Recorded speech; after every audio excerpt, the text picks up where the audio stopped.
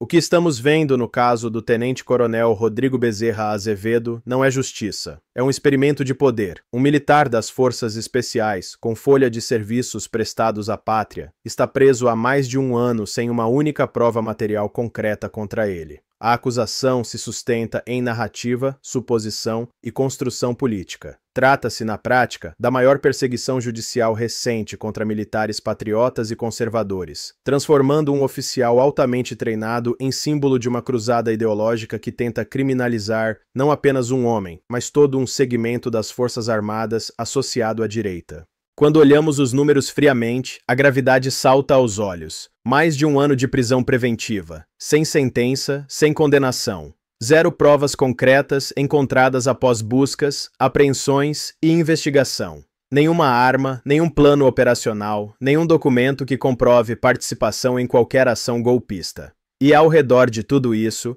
pelo menos 26 kids pretos, militares das Forças Especiais, que serviram no governo Bolsonaro, agora tratados como inimigos do Estado. Não é coincidência, é um recado. O sistema judicial está usando esses homens como bodes expiatórios para intimidar outros militares e silenciar qualquer resistência conservadora organizada.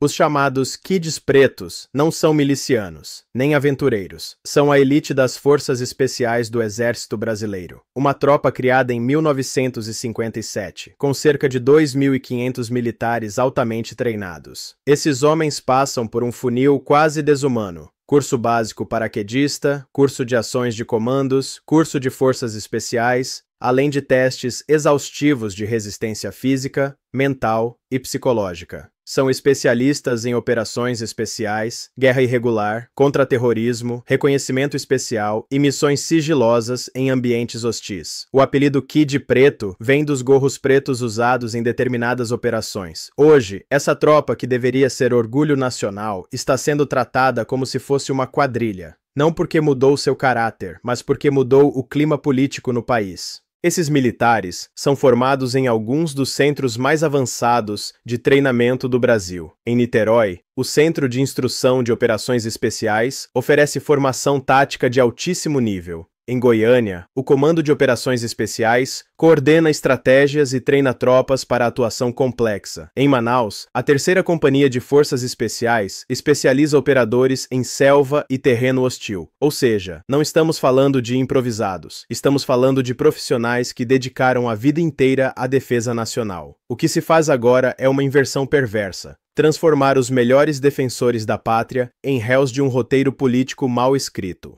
Segundo a versão oficial da PGR, teria existido uma organização criminosa com o objetivo de dar um golpe de Estado após as eleições de 2022. Nessa história, os kids pretos seriam o braço operacional, encarregado de uma operação chamada Punhal Verde e Amarelo, planejada para 15 de dezembro de 2022. Os supostos alvos, o ministro Alexandre de Moraes, o presidente Lula e o vice Geraldo Alckmin.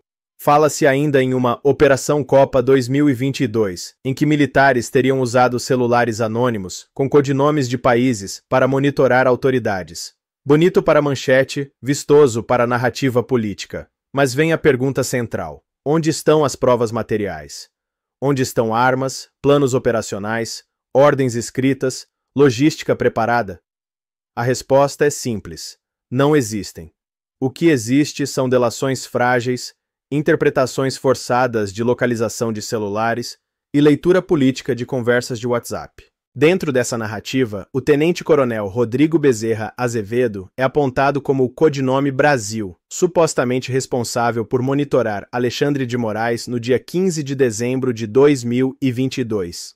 Ele está preso preventivamente desde 19 de novembro de 2024, acusado de ser peça-chave da Operação Copa 2022. E qual é a base concreta para isso? Um único aparelho celular que, semanas após a suposta operação, teria recebido um chip registrado em seu CPF. Nenhuma arma, nenhum plano, nenhum vídeo, nenhuma mensagem inequívoca de participação em conspiração. Apenas uma construção. O celular foi dele, logo ele é o autor. É um caso clássico de acusação sem lastro probatório, mas com muita conveniência política. A chamada prova é, na verdade, um insulto à inteligência. Segundo a PF, o mesmo celular que teria sido usado numa operação clandestina em 15 de dezembro de 2022 depois, passou a ser utilizado por Azevedo, que registrou o chip em seu próprio CPF e usou o aparelho por cerca de 6 meses. O advogado Jeffrey Schickney resumiu bem.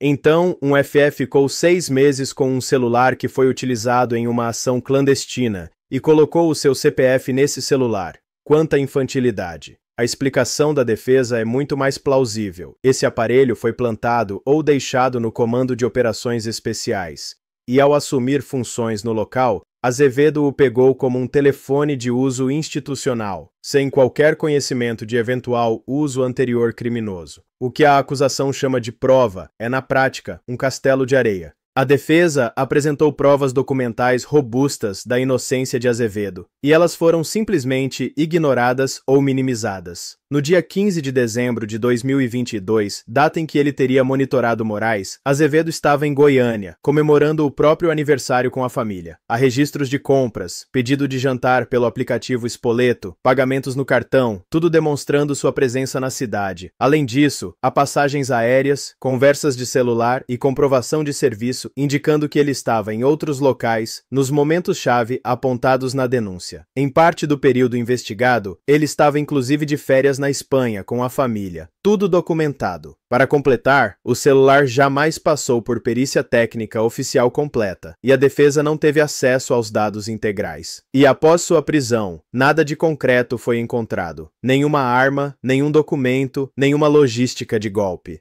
Mesmo assim, Azevedo continua preso. Isso não é falha pontual, é escolha consciente de ignorar a verdade.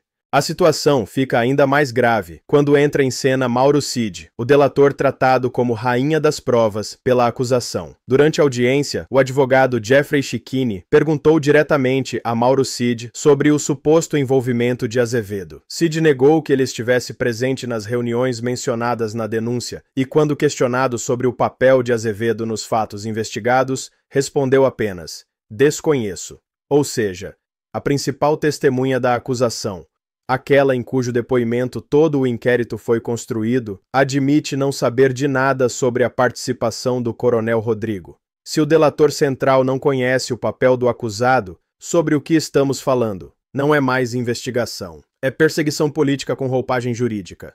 Esse depoimento, por si só, deveria ter derrubado toda a narrativa construída pela PGR. Porque se o delator que sustentou a investigação não conhece o papel de Azevedo, não existe caso.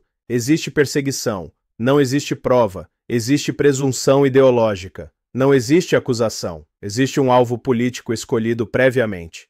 O advogado Jeffrey Schickney sintetizou isso de forma perfeita. Se a principal testemunha não sabe nada sobre Rodrigo, não sobra pedra sobre pedra na denúncia. E é exatamente isso. O testemunho de Mauro Cid não apenas enfraquece a acusação, ele a implode por completo, expondo a narrativa como aquilo que sempre foi. Um castelo de areia erguido para destruir a reputação de um homem inocente e enviar um recado de intimidação às Forças Armadas e aos conservadores do país. Além da fragilidade das acusações, o processo está repleto de violações processuais gritantes. A defesa não teve acesso pleno ao celular apreendido, justamente a peça central da acusação. Não houve perícia técnica independente que pudesse comprovar de forma confiável o uso do aparelho na tal ação clandestina. A delação de Mauro Cid é usada de forma seletiva. O que parece incriminar é amplificado. O que inocenta é ignorado. A prisão preventiva se arrasta por mais de um ano, sem sentença, sem prova material, configurando verdadeiro abuso e tortura psicológica, rasgando o princípio da presunção de inocência. Para piorar, o ministro Alexandre de Moraes acumula o papel de suposta vítima e julgador, o que cria um conflito de interesses evidente e compromete qualquer aparência de imparcialidade. Isso não é Estado de direito saudável, é Estado de exceção seletivo.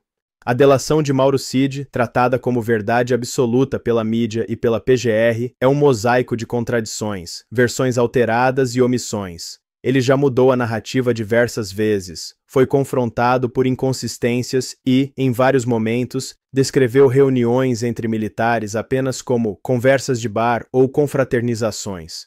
Quando fala algo que encaixa na narrativa da trama golpista, é tomado como oráculo infalível.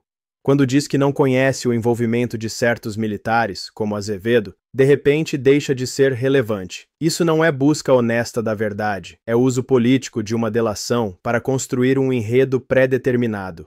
O que está por trás desse processo vai além de um caso individual. Há uma agenda clara: criminalizar a direita, fragilizar o legado do governo Bolsonaro, neutralizar as Forças Armadas como contraponto institucional a projetos de poder de esquerda e intimidar militares conservadores. A reestruturação do Comando de Operações Especiais pelo Exército, reduzindo a autonomia e mudando cadeias de comando, é uma reação direta ao clima de perseguição gerado contra os kids pretos. Enquanto isso, muitos dos que se beneficiam desse ambiente pressionam para que esses militares se sintam abandonados, o mesmo erro que foi cometido em relação a Mauro Cid. Não é só sobre responsabilização individual, é sobre mandar um recado para toda a tropa. Se você for conservador, você é alvo.